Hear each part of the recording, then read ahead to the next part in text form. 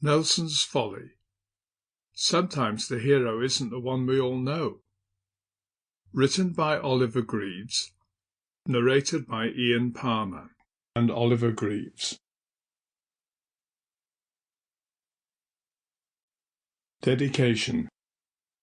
This book is dedicated to the memory of my grandmother, Bertha Eccles, the great-great-great-granddaughter of Fanny Nelson.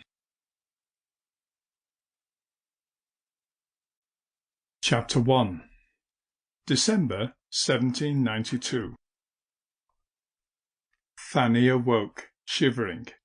She gritted her teeth, and, careful not to wake him, got out of bed and hastily pulled on the shawl that lay on the chair and a pair of thick woolen socks. She returned to bed, pausing at the chamber pots before climbing beneath the covers. Undisturbed by her movements or the light of the frigid moon, Horatio slept on, mouth open and snoring. 20 years in the Royal Navy had taught him to sleep soundly anywhere. The old grandfather clock chimed in the parlour, as a cold Norfolk wind whined through the cracks in the window sash. The sigh of the draught reminded her of years gone by in Nevis, where Caribbean trade winds blew soft and warm all year.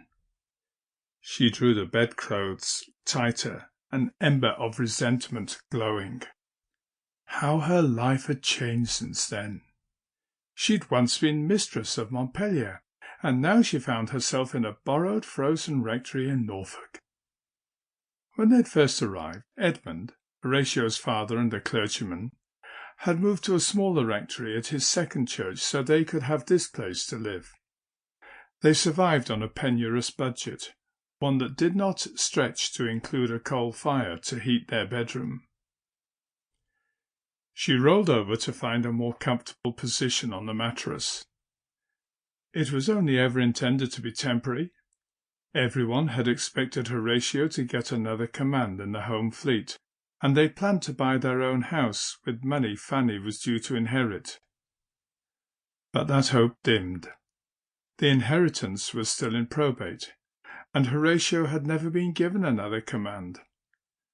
Fanny had put two and two together.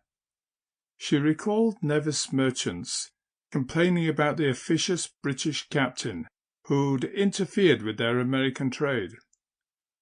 Horatio claimed he'd done nothing but enforce the law, and then he'd made more enemies by writing home about corruption in the dockyard in Antigua. Sample complete. Ready to continue?